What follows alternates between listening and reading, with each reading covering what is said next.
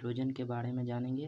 Hydrogen जो होता है, हाइड्रोजन को मेंडलीफ ने क्या किया था कि आगे न पीछे देके इसका स्थान निरूपित नहीं किया था, लेकिन मॉडर्न जो पीरियोडिक टेबल है उसमें मोस्टली ने इसका स्थान रख दिया था कि श्रेणी 1 में, और ग्रुप या समूह 1 में, जिसको इंग्लिश में ग्रुप्स बोलते हैं और हिंदी में समूह बोलते हैं, और इंग्लिश में पीरियड होते हैं और हिंदी में आवर्त होते हैं। तो सारे इसका क्या है 1। तो इसका सिंबल क्या हो जाएगा H। एटॉमिक जो नंबर है वो हो जाएगा 1। एटॉमिक वेट हो जाएगा 1। सारा कुछ इसका वैलेंसी भी जो इसका वैलेंस इलेक्ट्रॉन जो होगा वो 1 होगा। वैलेंसी भी क्या होगा 1 होगा। सारा कुछ इसका क्या होगा 1 होगा। ये चीज़ हम देखते हैं। अब यहाँ पर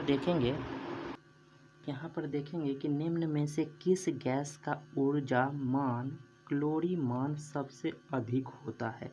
तो हाइड्रोजन है, एलपीजी है, मीथेन है और ये ब्यूटेन है।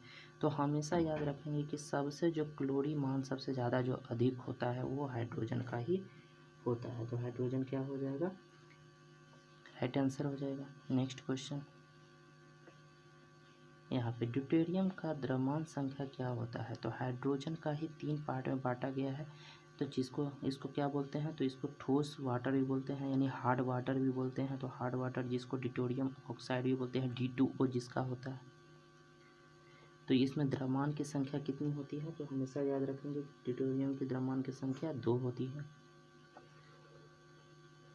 सभी अम्ल धातुओं के साथ अभिक्रिया करके ब्रैकेट गैस उत्पन्न करती है। सभी जो अम्ल होगा, यानी अम्ल मतलब एसिड, सभी जो धातु होगा वो वाटर के साथ करेगा तो हमेशा क्या निकालेगा, हमेशा याद रखिएगा हाइड्रोजन गैस। तो हाइड्रोजन क्या है, बी इसका राइट आंसर हो जाएगा।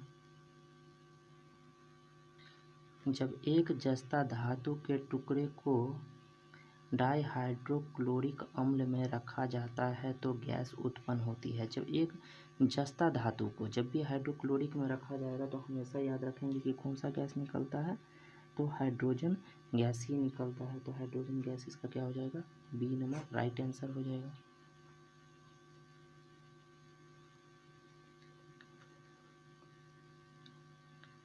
केवल वे धातुएं ही पानी से हाइड्रोजन को विस्थापित कर सकती है जो धातुएं की प्रतिक्रिया क्षमता श्रृंखला में होते हैं। हाइड्रोजन से नीचे होते हैं, हाइड्रोजन से ऊपर होते हैं। तो ऊपर या नीचे होते हैं, और धातुएं पानी से हाइड्रोजन को विस्थापित नहीं कर सकती है।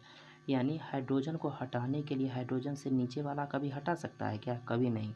जो भी हटाएगा वो कौन सा हटाएगा, ऊपर वाला ही, हाइड्रोजन के ऊपर वाला है। तो हाइड्रोजन के ऊपर वाला क्या हो जाएगा, बी नंबर, बी क्या हो जाएगा, राइट आंसर हो जाएगा। बी नंबर में क्या हो जाएगा, पोटासियम हो गया, सोडियम हो गया, ये सब हाइड्रोजन को रिप्लेस कर देगा।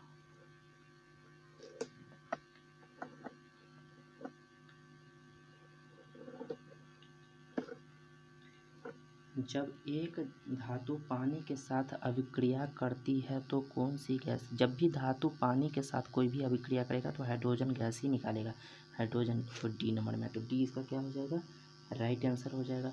अब ये कैसे निकालेगा, थोड़ा इस पर हम देख लेते हैं कि जब एक धातु को एक रिएक्शन ले लेते हैं सोडियम से, तो 2 सोडियम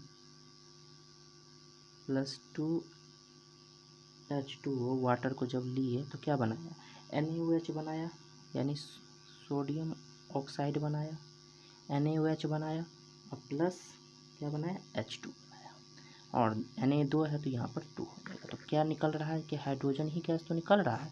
तो यही तो हमसे पूछा कि हाइड्रोजन गैस।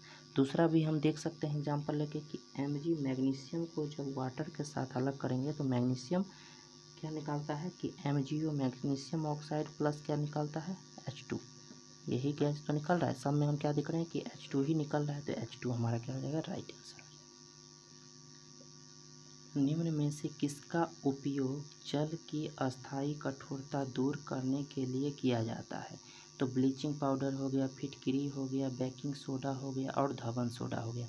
तो हमेशा यूज हम किसका करते हैं, ब्लीचिंग पाउडर का यूज करते हैं, नहीं कभी नहीं। फिटकिरी का यूज करते हैं, कभी नहीं। बेकिंग सोडा का यूज करते हैं, नहीं कभी नहीं। लेकिन धवन सोडा किसका उपयोग जल की अस्थायी कठोरता दूर करने के लिए, तो धवन सोडा कहाँ हो जाएगा, तो डी नंबर में, जिसका फार्मूला होता है Na2CO3 10H2O, जिसको हम बोलते हैं, क्या बोलते हैं इसको, कि सोडियम कार्बोनेट, या हिंदी में दूसरे भाषा में इसको धावन सोडा भी बोलते हैं।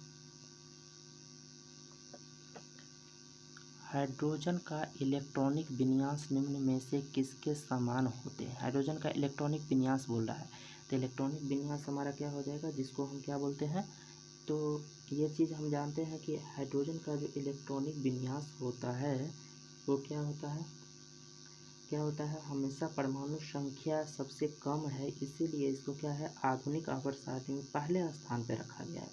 आधुनिक मतलब मॉडर्न पीरियोडिक टेबल में मोशने ने इसको कहाँ स्थान दिया है, पहला। हाइड्रोजन का इलेक्ट्रॉनिक विन्यास क्षारीय धातु के समान होता है, यानी बेस बोल सकते हैं इसको। तो हाइड्रोजन को ऑलवेज टाइम क्या हो जाएगा, क्षारीय यानी बेस बोल सकते हैं, एसिड नहीं बेस बोल सकते हैं इसको। तो क्या हो जाएगा, यानी क्षारीय धातु के समान होता है, यानी बेस हो जाएगा। तो क्षारीय धातु कहाँ है हमारा, सी नंबर में, तो सी का क्या हो जाएगा, राइट आंसर हो जाएगा।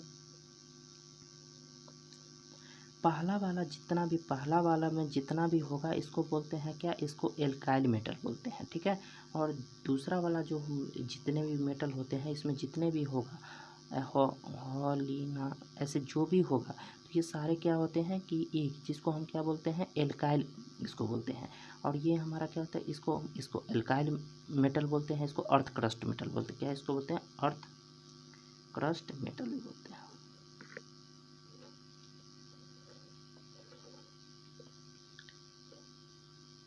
वनस्पति तेल का हाइड्रोजनीकरण ब्रैकेट का एक उदाहरण है। वनस्पति तेल को हाइड्रोजनीकरण का जो है उसको वो क्या नाम से हम करते हैं, पहला विस्थापन अभिक्रिया, दूसरा मिश्रण अभिक्रिया, तीसरा संकलन अभिक्रिया, चौथा प्रतिस्थापन अभिक्रिया। तो ये चीज़ तो हम जानते हैं कि हाइड्रोजन का जो भी होगा उसको क्या बोलते हैं हम लोग, कि संकलन बोलते हैं। तो संकलन इसका क्या हो जाएगा, राइट आंसर।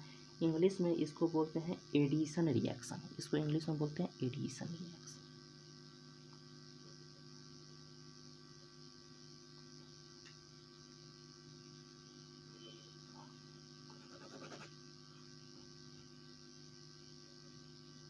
एडिशन रिएक्शन ये हम देख सकते हैं।